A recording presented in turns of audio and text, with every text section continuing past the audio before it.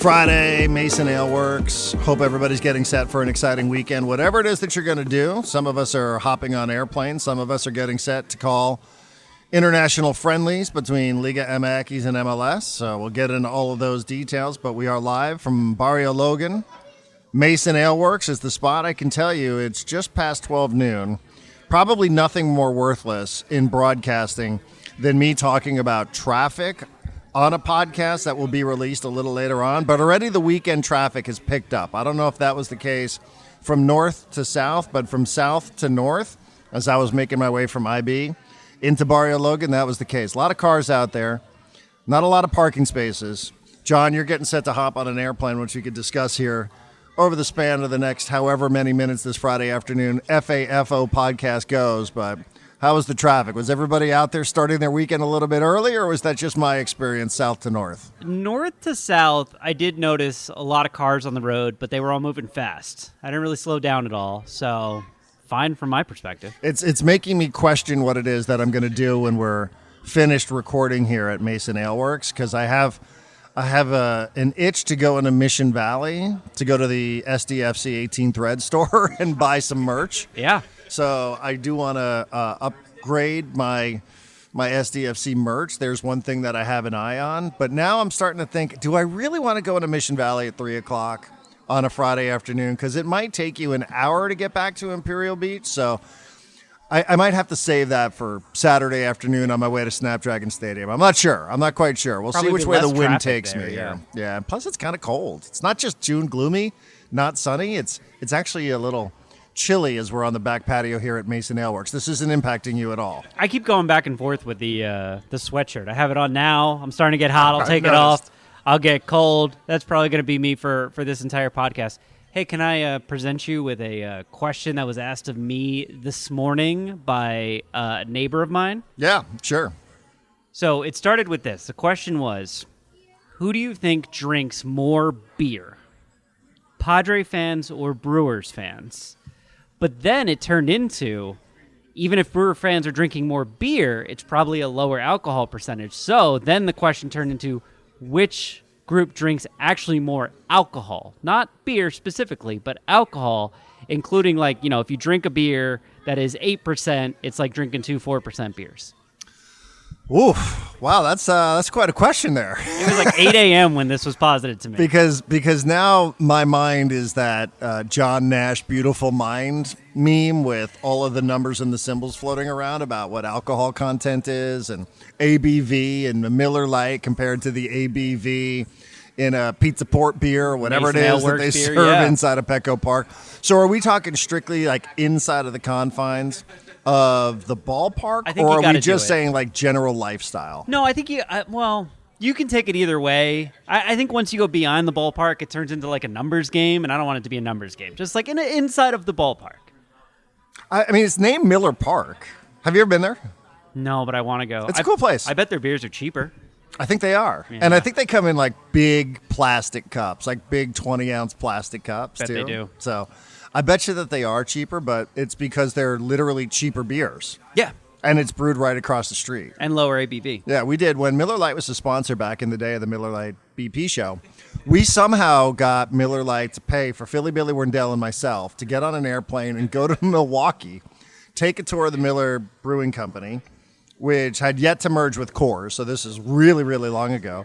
And then the Padres were playing the Brewers, so we went a couple of days, did shows from Miller Field or Miller Park or Miller whatever. Miller Park. And stayed in the haunted hotel where all the teams stay. Oh, nice. Yeah, the Pfister Hotel. Yeah. That has a reputation for being haunted. So much so that really superstitious players will go and book another room in another hotel someplace else. Others swear that they hear some spirits there in the middle of the night. So, it's a little bit of baseball lore, I think. We did an episode on this when I was producer of The Bandwagon with Hannah Kaiser. There was some baseball player, and I don't remember which one, that's like fancies himself a ghost hunter. And so he stayed there with the intention of trying to find the ghosts that haunt the Pfister.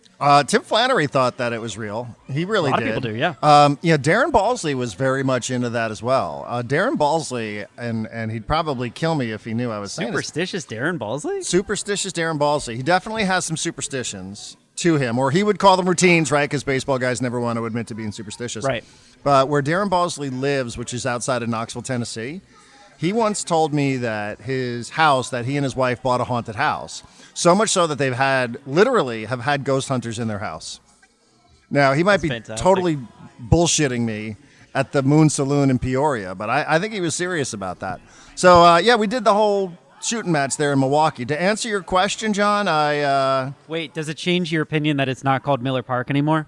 No, I think it's still all over the place. What's it called? American Family Field. American Family Field. Quite a difference from Miller Park. Yeah, American Family Field. What was the Real Salt Lake plays an America First Field? Oh, no. Yeah, don't they? I think we right talked about that. America First Field, which I think is a company. I don't think that's a statement. I think American Family Field is named after some sort of company called American Family, but yeah, it's probably not helping their brand that much to be buying that naming, right? You know, I think when you're growing up in the culture of like Miller Lite or Coors Light, you just drink all day because it's sort of like becomes part of the hydration process. Yeah, exactly. So I'm gonna just go ahead and say I don't know what the exchange rate is on the ABV for some of the beers here locally compared to some of the beers there. But I just think in terms of like waking up and normalizing having a breakfast beer, people in Wisconsin, people in Milwaukee probably drink a little bit more than people in San Diego. Just At least my in the opinion. morning. In the morning for sure. Yeah. Big series. Huge. Oh, man. Yeah, well, so then the conversation between me and my neighbor then turned into, our fears about this series and the Padres who, I don't know if you read Kevin Acey's newsletter this morning. He's real worried about the starting rotation, so much so that it made me worried about the starting rotation by reading it. But yeah, Padres kind of held together by tape and twine right now. I believe it is Vasquez, Kolek, and Bergert. What a Jesus. This weekend, and these guys, by the way, studs. with no extra days off, right? Yeah, so we're now going to learn a little bit Major League Baseball routine, pitching every 5 days, no off days. Well, now they got film on Burger. Mm-hmm. So it could be a bit different. Can I send a little bit of praise your way? Oh, I did not please. read Kevin Acey's newsletter. Now, I was up early today. It's Friday, so I do the Ben and Woods hit where we talked about SDFC, and then we played an interesting game of F, Marry, Kill. Ooh. Hey, I posited a question to you. Let me play this game. Let's do F, Marry, Kill. Well, we quickly moved on. I don't think it was good for anybody's career to actually answer this, but we did say F, Marry, Kill with Mike Schilt, Mikey Vadas, and Brian Dutcher. Oh, Jesus. The only thing that we would agree to before we moved on was that we would all marry Brian Dutcher. Oh, yeah. And I think I'm probably going to leave the rest of that alone. I mean, you said the first name and I immediately put it in the kill category. I think we would agree on that. Okay. Anyhow, so what was I saying? So I was up early. And, John, I will give you credit because I was looking for Kevin Acey's newsletter. Yeah. And it had yet to be posted. But you know what was there? The front row seat? The front row seat. Hey. If you're a subscriber to Section 1904, you will get the front row seat. This is all of the news that you need to get through the day, get through your morning. John gives you a jump start on all the things that we might talk about, that people in your office might talk about, whether it's San Diego specific, whether it's national, international. John's beat Kevin's today. So kudos to you, sir. This is yet again one of the rewards of being a subscriber to Section 1904. And can we break any news here? Should we? I don't even know if we're allowed to. I don't know what the rules are. Can we talk about how we actually had a huge step up in Section 1904 today? Yeah, let's do it. We are officially now in partnership with details to work out. We're officially an LLC, everybody. We are. Something that we probably should have handled about a month ago, but Probably. it finally got handled. We finally have an LLC. We can finally open up the bank account, and all the money that people have been paying to us has just been sitting in an account waiting for us to have a bank account to deposit it into. We can now deposit it. My wife and my bills are very happy to hear that. Okay, good. Yeah, because I was asked recently, like, where has all the money gone that people have pledged to subscribe to support this podcast? Just sitting in the Stripe account right now. I don't really know the answer to that, but yes, we filed with the state of California. And congratulations to you, John Gennaro. We are officially an LLC. We're officially in business, Darren Smith. This is officially a business. This is a big deal. It's a really, really big deal for us. This just opens the door for us to do a million other things that we really want to do. Yeah. So, and it puts a stamp of legitimacy on it, at least for now. Yeah, we'll see what happens over the next couple of weeks, months, years, maybe. If we ruin our legitimacy. Yeah, but I'm getting emails, like daily emails 2-3 times a day from the state of California, and we have like tax ID numbers and all this sort of stuff. I know. So, like, yeah, does anybody want to be the official accountant of Section 1904 Media? If so, send us a resume. Yeah, we might be open to that. I want to circle back on two quick things that I was proud of myself that I think they were both in front row seat this morning. We had that conversation with Vinny Goodwill yesterday. We previewed the finals. Right. And Vinny mentioned a couple things. One, he mentioned that he thought Rick Carlisle was a top 10 to 15 NBA head coach in history, one of the 10 or 15 best ever. And I think he said, at least my wife heard him say, coaching could steal a game in this series. Correct. And this is a stat that was in front row seat this morning. The last two fourth quarter comebacks of at least 15 points in NBA Finals games have been by teams coached by Rick Carlisle. The Pacers win last night that we'll talk about in a minute. And June 2nd, 2011, when Rick Carlisle's Dallas Mavericks stole one from the Miami Heat and then went on to win the series and the NBA championship. So good on Vinny for that. Secondly, I asked Vinny about Lou Dort. And Lou Dort just abusing Tyrese Halliburton in this series because that's what I assumed was going to happen. And I linked to Vinny's article after the game last night that basically said at the end, that game-winning shot, the thing that made it different than the rest of the game when Halliburton was a little bit hesitant to go at the basket and anything like that, was he didn't have Dort on him. He got Case and Wallace on him, and he was like, I have a matchup I can beat. He beat it. He got to his spot. He made his shot. Game over. So that's still a matchup to keep an eye on. But so Dort wasn't on Halliburton. I was watching this in a restaurant. Not for that shot. For the final shot of the game. Yeah. Final shot of the game. It was not Dort. Okay. I kind of thought it was, but I wasn't really sure because I had to look across the bar. And I thought maybe it was just – I don't really know what would have happened anyway. Because that's one of those shots where even the defense, it didn't look bad. It's not like the defender got picked off on a screen. But you probably should know where the clock is, and you probably should know that Tyrese Halliburton's going to pull up from there. I also don't know, I don't even know what you could. I mean, it was just a great shot. Also, like the two times before that Halliburton had the ball, one of them was a step back three that I think was an air ball that Siakam caught and put back, and the other one was he got by the defender who I think maybe was Dort and did his little like double clutch. I don't even know this layup thing where he like double clutches and comes all the way around with the layup. And so I think they were looking for that. But this is the beginning of Vinny's story. 1 6/10 of a second. That's all it takes to win a game. Not 48 minutes or even 47 minutes and 58 seconds. 1 6/10 of a second is all the time it took between Tyrese Halliburton releasing a picture-perfect jump shot destined for the rim and the ball knowing exactly where to go, cleanly swishing to stun yet another road crowd.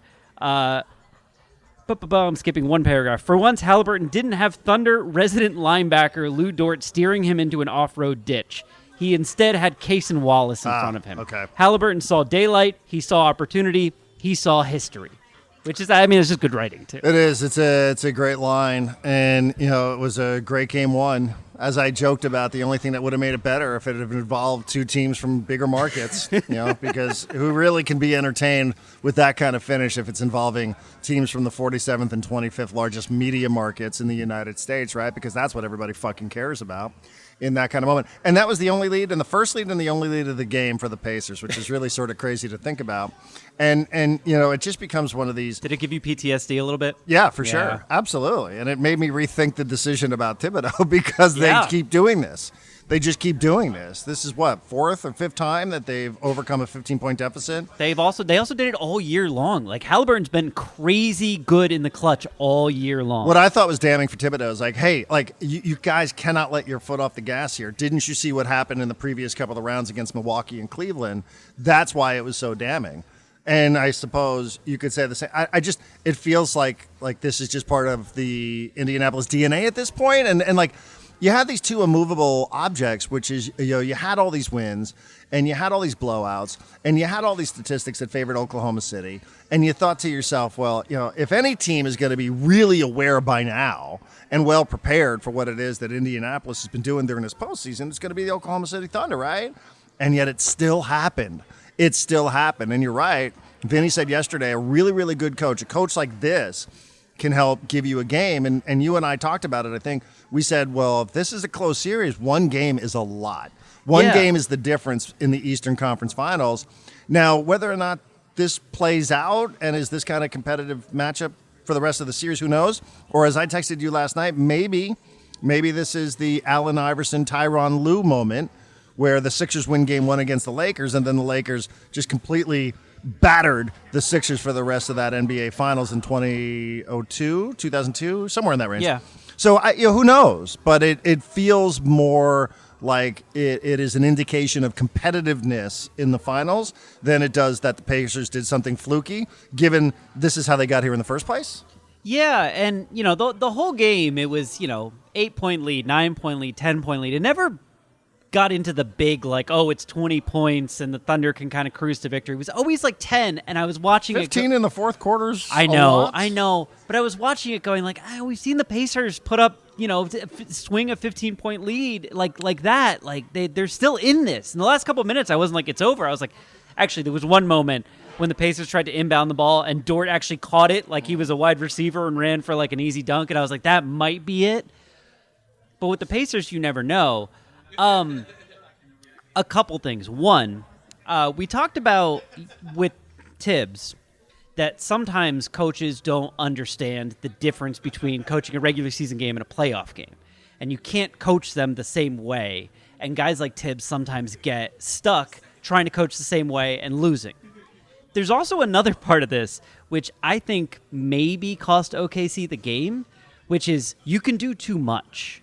And I think Mark Daigneault did way too much. I heard someone say that they're 80-18 since the start of the season, which is a over 80% winning percentage. And OKC came out and they were let's try something different to throw them off. And it was why? Yeah. Your team is so good. Why? And there was a... Yeah, that's crazy when coaches do that sort of stuff, right? Pep Guardiola gets this reputation all the time in soccer. It's wait a minute, you're not going to start Rodri in the final, the Champions League final? What are you doing? And on the other side, they went to Carlisle at halftime, and literally these were his words. Carlisle's talking to the Pacers at halftime. He goes, hey guys, I know we got 19 turnovers. He goes, but we're still in this, man. Keep playing your game, but try to clean it up. He was not panicked at all. He was changing nothing. They had 19 turnovers and a half. And Carlisle was still sitting there going we got him in a good spot. We're still in this. We're okay. Make some less mistakes and we got this. And sometimes that is the difference. Yeah, I think you're right. And, again, how you respond now is going to be interesting because obviously the Knicks couldn't respond. And the previous couple of series couldn't respond either. I mean, listen, I picked the Oklahoma City and not backing off it. But after that, it is fair to go, well, let's also retrace the steps that Oklahoma City took to the finals, right? Beating down a couple of older... Minnesota, Denver, but wasn't there I'm not so sure. When you look at what the Pacers did, the pathway seems like it was a little bit more impressive, right? Yeah. So, we talked about yesterday not having home court advantage. Didn't seem to matter to the Pacers. They haven't had home court advantage since the opening round. Which is amazing because they're such a good home team. And in the regular season anyway, they've been kind of a meh, and it's away got some team. juice now. The series got a little juice. I thought it had juice anyway, but for those that, and I know some of the people that listen to this podcast, I was chatting with a friend of mine. I never know how to respond to this. I had a friend who's like, oh, yeah, I didn't listen to today's podcast. I don't care about the NBA. I'm always okay, that's cool. Thank you do every for show for everyone. But, I always feel like it's a personal failure when people say they're not interested in the thing that I'm talking about. Because I'm only talking about it because I think it's interesting. It's also it's the championship, right? This is the NBA's version of the Super Bowl. I know it gets spread out over multiple games, but you should care about this. Right. If you care about the World Series, the Super Bowl, and Stanley Cup Finals, you should care about this. Yeah, I know. I always feel like it's a personal failure because I always, I hated talking about things that I didn't really care about, and this is something that I do care about. So I'm always personally, I feel like a level of insult, even though I know I shouldn't, because it's like you said, it's not everything for everybody. But. I think we can make everyone enjoy it a little bit. One last thing, and then maybe we'll move on to Padres or SDFC or something else for the non-NBA crowd. I had your voice in my head last night after the game saying at the end of the Knicks-Pacers series, felt like it was an even series that the Knicks would have had the upper hand had they avoided the game one mistake, right? The Pacers come back and win it. And you even said, you were like, man, if they just hadn't lost game one. And after OKC lost game one, I was like, this series already, to your point, the series already had juice. And I'm like, we might get to the end of it and have Thunder fans and Thunder analysts and everyone who picked the Thunder go, they hadn't lost game one, they'd have a good shot here, but they lost game one and now they're in a bad spot. And that matters because for the first time, Oklahoma City is 3 losses away from their season ending. Yep. And, now you got the extra day, too. So you got the extra day. It's Thursday, Sunday. So we're not going to know what happens until we get on Sunday. That's right. It is Sunday, right? So I think the only time there's 2 days off is 3 and 4, I think, or 4 and 5, something like that. It must be 3 and 4. But yeah, like now you got a couple of days to think about that sort of stuff. Now, like the mental, you could just say, well, it's a basketball game. We got to flush it. We got to move on. Okay, easier said than done because you're going to have a bunch of people on television with nothing better to do than sitting here telling everybody that Oklahoma City season was a complete failure. You should be embarrassed if they don't win this. That it was a complete failure and it wasn't worth anything. And it wasn't, So like that's the sort of thing that you got to be mentally. And if you're Rick Carlisle, you're like, man, like that was great. Like he is such a good coach. He's such a good coach. He's so good. And it's really not a surprise that he's got another franchise back in the NBA Finals. I mean, it's just, it's a testament really to him. Obviously, the players have to do the player thing. And I also thought about Tyrese Halliburton last night too, hitting the shot after what we talked about yesterday with Vinny, him being voted the most overrated player in the NBA. And even though it's a silly poll, and the right answer I think was in that poll for people that missed it. The Athletic did an anonymous survey. They do this for all the sports, and they ask all the NBA players, like which coach would you want to play for? Which coach wouldn't you want to play for? Who's the dirtiest player in the NBA? Right. And like the correct answer was one of the 15 answers that was offered up, which is you're in the NBA, you're not overrated. Yeah, especially if you make starter, to the NBA, right? If you're a starter in the NBA, you're not overrated. But Tyrese Halliburton has certainly. I don't know if he took that stuff personally or not, but if he's certainly playing like he did. There's a really funny video. I almost brought it up to you and Vinny yesterday because Vinny was saying, part of the reason that people picked him for that is because he just looks a little bit different than a lot of other NBA players and how he plays. Someone made this montage where they compared how Tyrese Halliburton does everything, how he dribbles, how he passes, how he shoots a layup, how he shoots a jump shot, everything, to Steve Urkel playing basketball, and it's like it's identical. Yeah. It's freakish how much he just plays basketball like Steve Urkel plays basketball, but it's wildly effective, and that's all that matters. Well, it feels like we got a series. I wasn't in front of a television. I went to Seasons 52. Ever been to Seasons 52? I've been there. Good desserts. Good desserts. I will be a good husband here and plug my wife's company. They have I think it's called an LTO, John, a limited time offer. Okay. On a lobster roll and a glass of Brewer Clifton wine. Okay. I will admit that this, not everybody can afford to spend $38 on a lobster roll and a glass of wine. Is that what you had last night? You had the lobster roll? That is what I had, and a glass of Brewer Clifton Pinot Noir.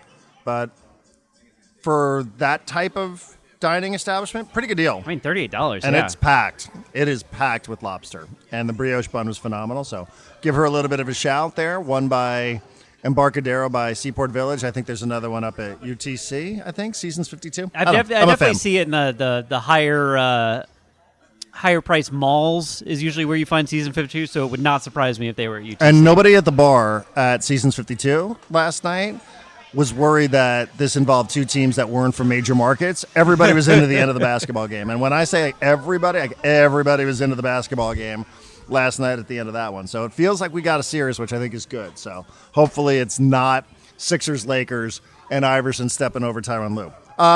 Padres in Milwaukee, you already mentioned it. Listen, I hate doing this.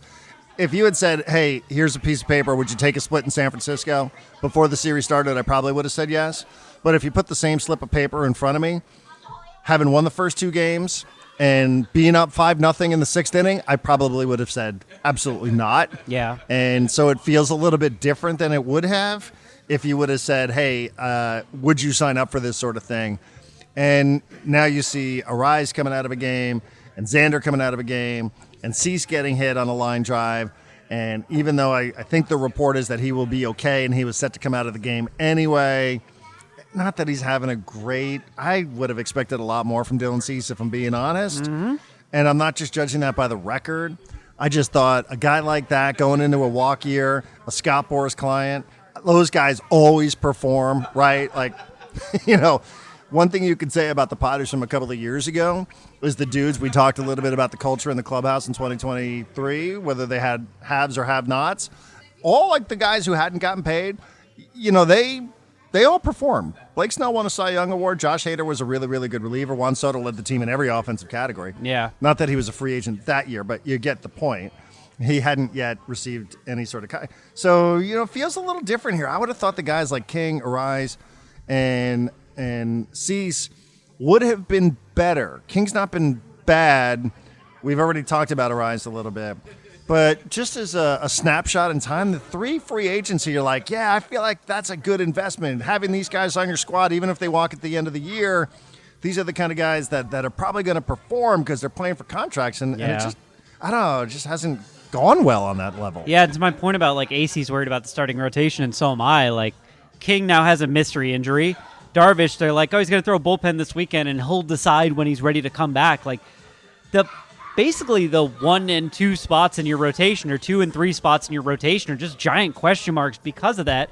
You don't know what you're getting from Cease, who, like AC wrote this morning, is like, Cease thinks he's close to turning a corner and being good, but, like, what's he going to say? Like, yeah, I'd feel terrible out there? Like, no. Thing I thought was interesting that Jesse and Tony highlighted on the radio broadcast the other day is after they lost those 2 games to the Padres, games 1 and game 2, Buster Posey, who runs the Giants now, made a ton of moves. This was just one day. This is after the Padres won game 2 of a 4-game series. They selected the contract of catcher Andrew Knizner from Sacramento, so they call him up. They optioned down Christian Koss. They selected the contract of outfielder Daniel Johnson from Sacramento.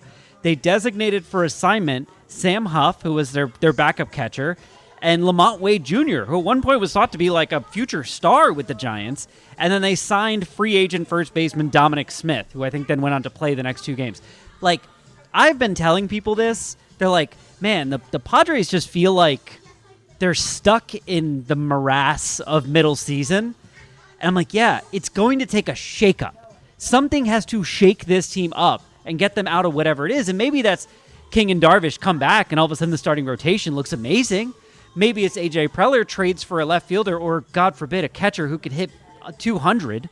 But I think there's a change. There's some sort of shakeup coming that the Padres need, and I think the Giants needed it, and I think Buster Posey, pressed the right buttons for them, at least in the short term. So good on him. By the way, I think I might have heard the same clip that you heard. You were listening to the radio when Jesse was talking about this? Yeah.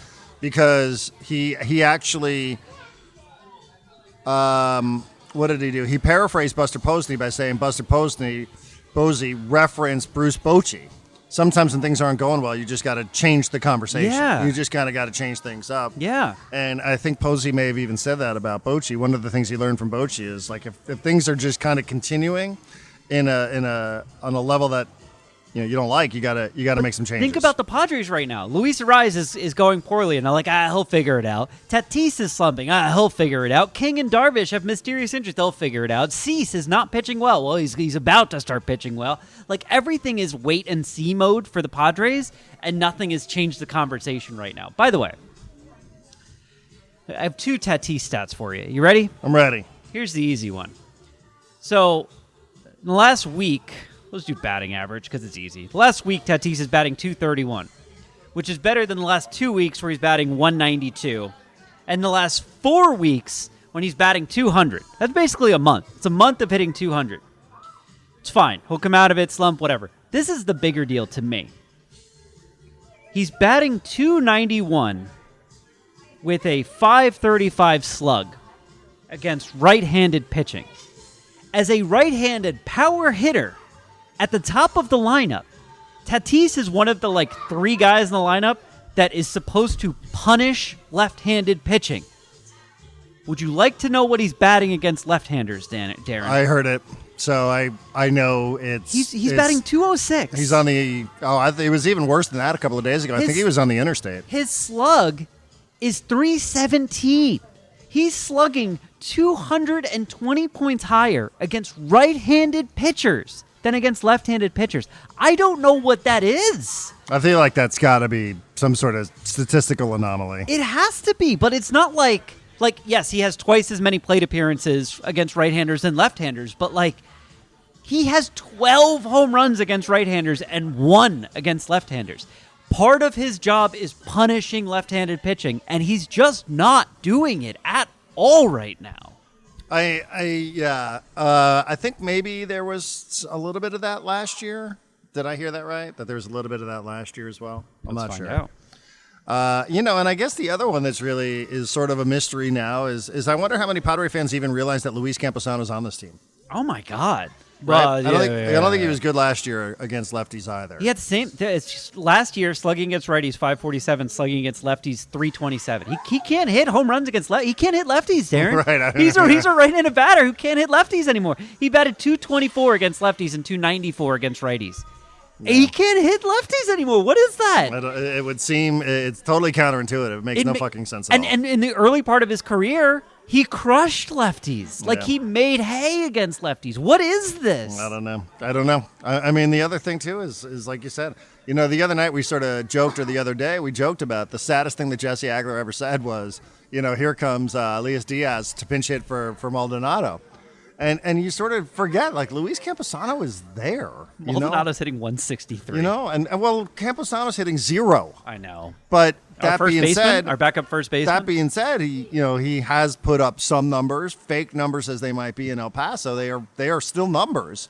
And you would think if you're going to go to somebody in a pinch hitting situation, you would think what's he up here for if he's not catching? I don't know what the purpose of him is on this roster. If he's up here and you don't trust him to catch, so much so that he's taking grounders at first, why is he not getting a pinch hitting opportunity in every game? Yeah, I don't know. I don't really. It doesn't make a ton of sense, and it's also just taking up a roster spot from somebody who might be able to give you an at bat every once in a while. Right. If you're not going to go to him in certain situations, even if it's just replace him with a bullpen arm would be more productive than just this guy who he offers you a hit tool, but not good enough to actually use it. And I don't think he's worth it. But I think everybody should just move on from Luis Camposano. That is my own personal opinion. Kind of with you, just because it doesn't feel like it's working here for him. Maybe trade him to the White Sox. Maybe it'll work for him over there. By the way, for Luis Robert, I don't know. Maybe. By the way, can I just ask something? Because Yeah. I had a conversation. I'll be careful here, so as to not tip my hand. But I was having a conversation with a friend of mine about the idea of the Padres trading for Luis Robert. Have we agreed it's Robert? I think so, yeah. Okay. And I was asked, well, what's going to happen with Jackson Merrill if you do that? Because Robert plays center. Left? Would you move Jackson Merrill to left field to put... No. I meant the other way. I'd move Robert. I think Robert's considered the better center fielder, though, which is saying a lot because Merrill has been very good. I still have giant question marks over who's the shortstop of this team next year. Well, that's next year. We're an LLC, John. We have plenty of time to get to that. But the answer could be anyone, right? It could be Merrill. It could be Tatis. It could be Bogarts. It could be anyone. But yeah, I don't. If Robert's considered the better center fielder, maybe. That's just a baseball guy who's not associated with anybody. Just if they do make that, because I was asking for somebody, is it worth the while to get him? And I guess part of the motivation from the White Sox is they don't want the money. So, it's not, they want to push out from the money, but they think he's really good. They just, for whatever reason, it ain't working. So, again, it just sort of was a very abstract conversation. But the question then was asked to me, since, we in theory watched the Padres more than the person I was talking to, is, well, what would they do with Merrill? And I was like, what do you mean? I said, I think the less things you have to move around, the better. Yeah. Because, well, if you're getting Robert, you're going to want to, if you're going to get this guy, you got to put him in center field. Really? I was like, oh, okay. But you've seen Merrill? They're like, yeah, you move Merrill to left. Really? One person's opinion. I'm not saying it's across the board. It's one person's opinion. This is going to sound... But it's a baseball person. It's somebody who gets paid to do this stuff. Aesthetically, it's going to sound stupid, but aesthetically, I always hate... Merrill throws with his left, right? or does he throw with his right? I hate left-handed throwers in left field. I hated when Dave Roberts was out there. There's something aesthetically that makes it feel like the throw to home or third base is like more difficult because you're at a weirder angle. But I don't remember if Merrill throws right or left. I think he throws left. I know he hits Throws left. right. He throws right. All right, fine. You can do it if you want. Maybe you tell Merrill to bulk up at that point. Yeah, I thought that was just like, I hadn't even considered that point. I thought if you're going to make a trade for this guy, you put him in left field. Because all anybody's done is said, what are you going to do about left? Yeah, that's what I thought too. And then when I was asking somebody who had seen this guy, they're like, yeah, no, you're going to want that dude in center. I'm like, oh, okay. I really hadn't Now, again, one person's opinion doesn't hang around the Padres. I don't even know how much he watched the Padres. It was just one person's opinion, which I thought was something I haven't heard. If that conversation's existed somewhere else on social media or on radio or whatever, then forgive me. I haven't heard it. It just was presented to me yesterday via text message. So all the conversations I bump into on social media are how AJ Preller should be fired, and then we hear Manny Machado saying AJ Preller's running through the clubhouse telling everyone how to play, and it's right. Like, I don't know, guys. I don't think he's getting fired. Yeah. Listen, it's time. I mean, 3 in Milwaukee. Milwaukee's humming right now. Milwaukee's and then good. The Dodgers on Monday. I'm kind of terrified of what the next week's going to bring for the Padres. I hope I'm wrong, but there's no off days till next week, and then you get an off day. You go to Arizona and you go to LA for 4, I think it is. So. I hope there's no lefties to throw off Fernando Tatis Jr. And there's a lot of guys physically who, not that anybody's 100% on the 6th day of June, but you got a lot of guys who are exiting some of these games who we don't even know or if they're going to be able to play. Did you hear the description of the Arise injury? He said he was going to play today, which weird thing for a player to say. Like, it's your manager's job to decide whether or not you're playing on Friday. But did you hear the description of the injury? Back of the knee, I think. Back of the knee. What a weird. Like, there's so many scary things in the back of the knee. What are you doing? Yeah. And yet, with all of this, 35-26 in a game in a loss column behind the LA Dodgers. So, I was chatting with a friend the other day. Hold it. Just don't give up too much ground. And I was chatting with a friend the other day who's a Dodgers fan. Sorry if that's Dodger loving. And he literally said with a straight face, because Dodgers been fucking terrible this year. I was like, oh, really? First place that bad? But I think everyone in the NL West thinks they're having a bad year.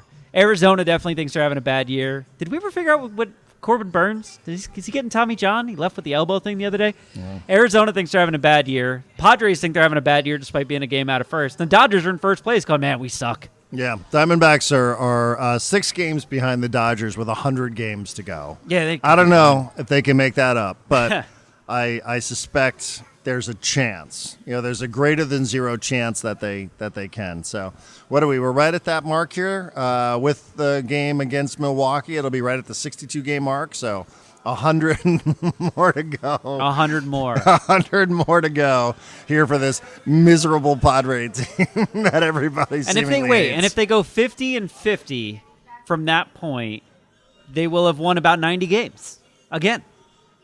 Yeah. Yeah. I don't know that math checks out. I'm going to trust you on that because I'm not going to. No, I'm saying. Let's assume you said after the first game against the Brewers. So if you assume they win that first game against the Brewers, it gets them to 36 wins. You just add 50 to that. You're at 86, close-ish to 90. Things can happen. We got a lot of things going on here at Mason. It's crowded. It's a Friday. It seems like a holiday weekend. A lot of people rolled in from what looks like a nearby graduation, like maybe high school graduation. Got a little graduation stuff going on here. I can hear the tacos being made right behind me. Oh, I'm getting some of those after. We got what appears to be a very, very competitive semifinal match between Yannick Sinner and Novak Djokovic on. What time is it in Paris? It's 1:15 here. It's got to be almost. It doesn't get dark there until 11 o'clock anyway. Very competitive. Carlos Alcaraz is already into the final. I was going to ask because he's the guy. This is the thing. I told you I read like a fiction book about tennis, and it kind of got me hyped about tennis. The one thing I liked about it was it broke down the different styles of play from grass to clay to whatever, concrete. And they were talking about, in clay, your athleticism doesn't matter as much. Everyone moves kind of slow, and the powerful hitters are the guys who really thrive in the French Open. And Alcaraz hits the hell out of the ball, man. It comes flying off his racket. So I imagine I'm not saying he's the new, Nadal. Did they give, a piece of the court, going forward? Like, this is always going to be the Rafa Nadal court or whatever. But I'm not saying he's Nadal, but he looks like the player that I'd be most scared of. They had a stat on TNT. I must admit, I didn't have a ton of exposure to TNT, but at this stage, semifinals talked about it yesterday on the podcast, so I wanted to wanted to see what was going on. And I saw Andre Agassi was on it, and Brian Anderson was doing play-by-play. I don't know if he's got a track record with tennis, but I thought he was really good. Anyhow, but they did have a stat up on the screen that the average forehand today, again, think about this. Even if you're a baseball fan, think about this in baseball terms. The average forehand for Carlos Alcaraz came over the net at 85 miles per hour, and the fastest forehand came over the net at 107 today. So he was whipping the ball. Now, again, a tennis racket's bigger than a baseball bat, even the turbo bat or whatever the hell it was. So, it's cooking at you. And that's average of 85, highest 107 coming over the net. That's not even the serves. The serves are like 130. That's his average forehand today. So, he whips it out there. As good a clay court player as there is in the game today. And it's set up for him now because this looks like we're in the third set here. So I don't want to go too deep on it, but this looks like a very time-consuming match. We'll see. I mean, if this ends in a third set, then whatever. But and Coco Gauff will be playing for another Grand Slam tomorrow. Anyhow, sorry, just got kind of sidetracked by our surroundings here. Yep. What do you got going on this weekend? You're on a flight? I'm on a flight tomorrow morning. I hate flying east, man, but it's the worst. I should do more red eyes because the worst thing in the world is happening to me tomorrow, Darren. I step on a plane at 8:30 in the morning. I step off the plane at 5 p.m. Terrible. And whole day. Just to go from California to Florida. It's the whole day. I leave in the morning. I land. It's dinner time. It's terrible. I hate it. My mother always says, "Why do you take these red-eye flights when I go back why. east and I look like shit for half the day?" I'm like, because I don't like burning an entire day. I hate it, man. With the 3-hour time change and a 6-hour flight, and if God forbid you have a layover someplace, it makes it even worse. I've like all week. I've been like, why did I not do a fucking red eye, man? Yeah. Like I could leave tonight and I get there 8, 9 in the morning, have the whole day. It doesn't matter. Can't change it now. But Doesn't. Tomorrow, the whole day is going to be flying. I was actually thinking, I forgot about the extra day of the NBA. I was like, oh, cool, I'll land, and then we can go watch the Game 2 of the NBA Finals somewhere. No, probably not. But yeah, going to Florida. I'll be there until Tuesday night. I think I land back here like 9 p.m. Tuesday night. So I'll watch some sports out there. I'll visit some family out there. Ooh, my goodness. We're getting delivered food. That's wonderful. Oh, my gosh. Did you order tacos? What's going on here? Kind of. Carne Look at asada you. fries. That's the carne asada fry That's plate? the carne asada fries. So I saw this. I was talking to the guy before you got here, and I told him that I saw someone else eating the carne asada fries last time we were here, and they looked so freaking good that I wanted them. And he's like, well, they're not ready for like 20, 30 minutes. I was like, all right, cool. I didn't know they were just going to arrive. But here they are. I'm going to eat the hell out of it. So whenever we can wrap up this podcast. Wrap up this Darren. podcast. So you're flying east. You'll be in Florida next week. Yeah. Dipping in and out of the podcast. Whatever fits your schedule. I mean, So we'll be good. I'll be here. A little bit of travel. You're going to chime in on the Discord Oh, for channel? sure. On the travel channel on Discord? There would be many a picture of a frozen alcoholic beverage, probably near a beach, over the next few days. Although it's the thing. You can't control the weather. But it looks like the weather in Florida is going to be terrible. Like just thunderstorms the whole time. Well, I think that's from my experience, having spent a lot of time in Florida over the last couple of years. I think they always tell you that it's going to be thunderstormy just because it's going to thunderstorm every day. Yeah. But it doesn't mean that it's alys going to be thunderstormy. If that makes sense? Like, yeah, you'll probably get some sun, but every day it's going to... My uncle was like, oh, it's the usual Florida. You get like an hour of thunderstorms every day. But usually that hour is at like 4 o'clock, so you can get a whole day of like day drinking in, and that's when you take a break. But the weather was telling me it's going to be at like noon. I was like, You're going to go in the ocean. Probably. Something I do look forward to when I go to Florida, since I don't go in the ocean here. Yeah, it gets warmer. For other reasons. Yeah, the funny thing is the beach that I typically venture to and go in the ocean for when I do this trip is a town next to Daytona Beach. It's called New Smyrna, Smyrna. And it's also, as far as I know, the like shark attack capital of at least the country in terms of shark attacks per year and total shark attacks. So, if I don't come back, probably, ingested by a shark. I never think about that unless I'm in Florida. But the shark attacks? Just remember, John, they're as afraid of you as you are of them. I don't know if that's true. I don't think that's true As long as I don't look like a seal, I think I'll be all right. I know. I was when I was working at iHeart, there was a guy who used to help me coordinate where I would broadcast from. And he said he was in the water one day. He's just floating around, minding his own business out after work. And he kind of heard a little bit of a commotion on the beach. kind of looked. She's like, hey, what's going on over there? And they're all waving at him. They're like, oh, no. And he looked up, and there were like 3 dorsal fins around him. I've had nightmares about this. And he's like, oh, shit. Like, I am surrounded by a couple of sharks.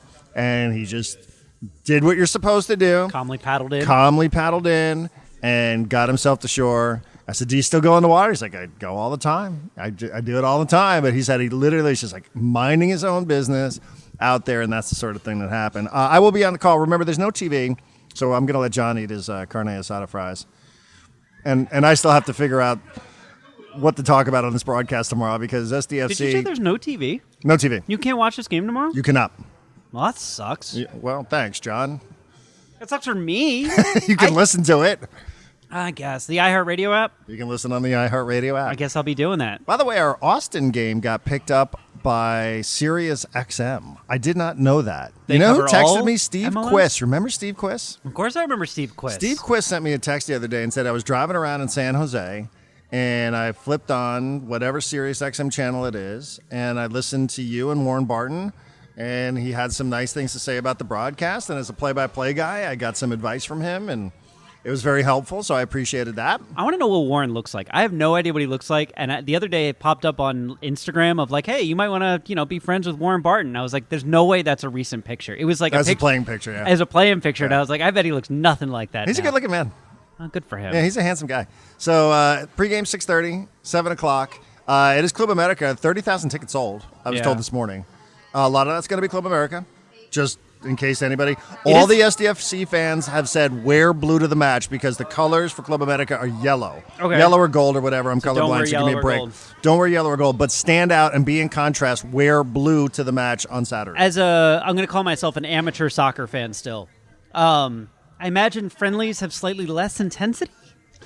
In theory. Playing to not get hurt. It's an exhibition. In theory, but I think the thing that's really interesting about this, and I think the thing that is valid to say, not just me trying to sell it. Best fries I've ever had in my life, by the way. Are they? I know I'm killing you by carrying on with this shit. No, I know that going. you want to just move on. But I think the thing that is interesting is, and I do not want to suggest at all, like it's a great locker room, and I'm around it all the time. But I'm sure there are guys like in any sport who are not starters, who are going to get opportunities to play in this match. And this is a great opportunity for them against one of the giants, certainly the biggest club in North America, a club that considers itself the biggest club in the Americas, period. Yeah. Mm-hmm. If you look at Club America's logo, it's North America, Central America, South America. Okay. That's their logo. They consider themselves, that's why they're called Club America. We are the biggest club in the Americas. Now, there are some teams in South America that would like a word. That being said, that's how they fancy themselves. Yeah. And there's going to be eyeballs on this, even if it's not on television, because Club America commands that kind of attention. Right. So, if you're somebody here, especially in the absence of Chucky and Godoy and Valakari and Patty and CJ and Bombino, if you're one of these guys and you're going to have a packed house against a massive club, I think it's a great opportunity for guys to say to their coaching staff, I should be getting a few more minutes, not in a bitchy way, but just in a way of I'm going to show you. I have this opportunity. I was thinking about a guy, and Mikey said this at the podium, so I can say it. His name is Heine, and I'm glad that Mikey pronounced it because I thought his name was Heine. Yeah. Heine Bruseth. He's Norwegian. He's never played. He's going to play on Saturday.